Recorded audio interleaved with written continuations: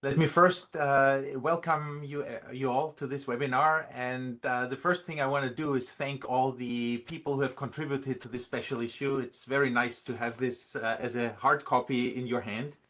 And it was a lot of work done by all the authors, all the reviewers, the editors, and the IEEE staff to get this done. So thank you to everybody who contributed. So there might be quite a few people on this webinar who are not so familiar with fiber optics, but more with general communications. So we have a couple slides that show the intricacies of fiber optics and what fiber optics is all about. So first of all, we need to note that the optical fiber infrastructure is really the workhorse of the internet. Without optical fiber, there wouldn't be an internet as we know it today. There are over 6 billion kilometers of fiber installed globally, which is a very thin strand of glass that you can wrap around the Earth about 150,000 times, or you can go 20,000 times to the sun and back with that string of glass. And fiber is deployed on land and under the ocean, so fiber is everywhere. Now, in terms of the traffic growth in those networks, we observe a very, very nice and constant average of 45% per year. If you average that across all networks across the entire globe, of course, that means that some parts of the globe and some application segments have a higher growth, others have a slower growth. But if you look at the total transponders that are sold, have been sold, and are deployed in the network, you see a very consistent 45% per year growth, and that goes back to the early 2000s and very likely earlier than that as well, but our sources don't reach back far enough. So today we have 1 exabit per second of optical transponders deployed in metro and long-haul networks. And if you count all the optical ports that include ports also in the data center, you have 20 exabits per second of transponder capacity deployed in networks globally today, which is an enormous amount of traffic, of course. And that also shows how optics is responsible for all the traffic that's being carried around. Now, if you look at the growth of per wavelength interfaces and WDM capacities, for those of you who are not so familiar with optics, we modulate communication signals onto a laser carrier, and then use many laser carriers in what is called a wavelength division multiplexed or WDM system. And we even use 2 polarizations of light, X and Y polarization these days, to carry information down an optical fiber.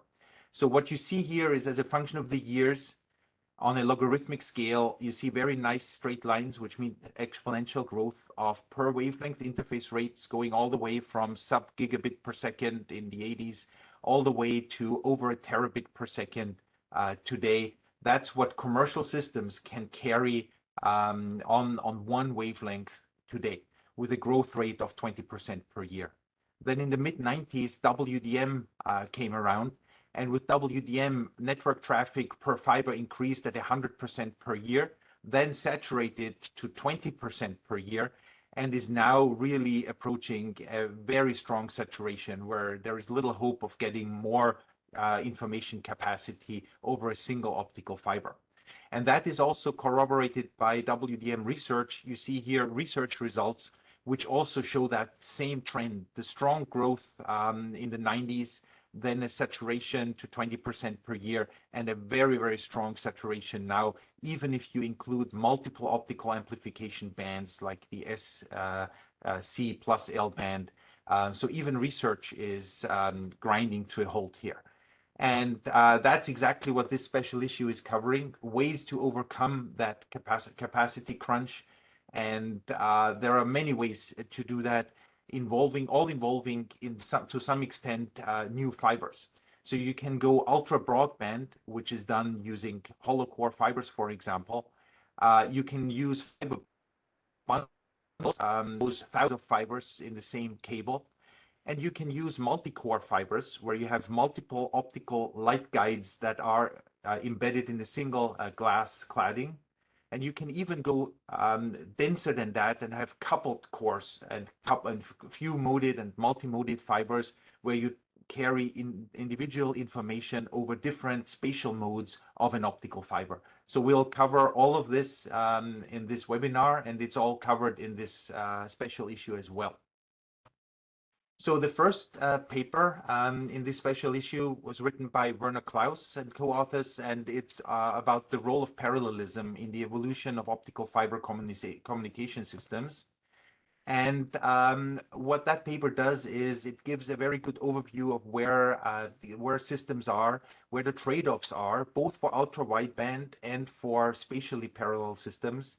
It brings more practical considerations to the table when calculating the capacity of practical communication systems, and that includes crosstalk and transponder noise floors. And with all these ingredients, looking at both the spectrally parallel and the spatially parallel systems, the paper comes to the conclusion that spectral parallelism is a nice to have, and it certainly helps short term, but it's not going to be able to resolve the capacity crunch, not even if hollow core fibers are being used.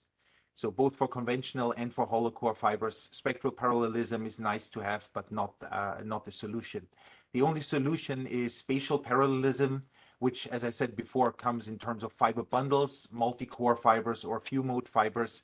And the paper reviews very nicely the literature, what's been demonstrated, both in terms of uncoupled core fibers reaching to 10 petabit per second, as you see here, and multi-core fibers, that is with some coupling here as well, and the few mode and coupled core fibers here are reaching to about a petabit per second in capacity.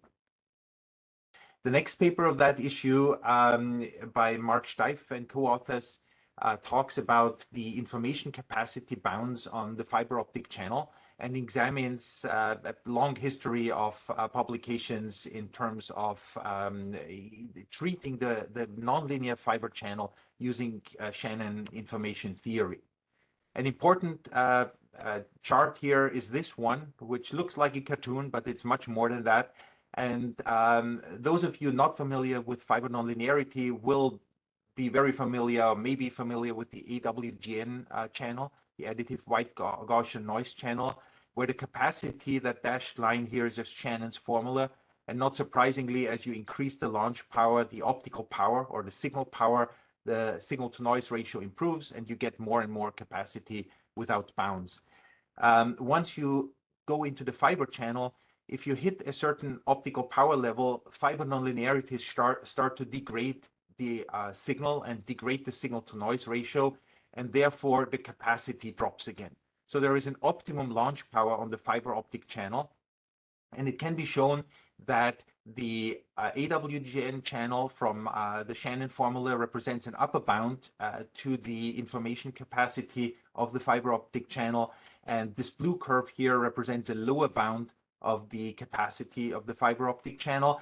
And that difference between the upper bound and the lower bound is really very small. It's 1.17 bits per second per hertz, which is essentially nothing. So upper bound and lower bound are very close together, which is exactly what we want of bounds. We want them to be tight. And this paper was the first one to really express that so clearly, that the bounds are very close, really. And then the paper summarizes very nicely what has been achieved in the lab in terms of spectral efficiencies as a function of distance. Here you see various transmission experiments and how they approach their relative Shannon bounds, which is also discussed in the paper, why they cannot come closer and what the problems are as a function of distance as well. And then you also have the fiber throughput as a function of distance here. The throughput is the spectral efficiency essentially multiplied by the WDM bandwidth.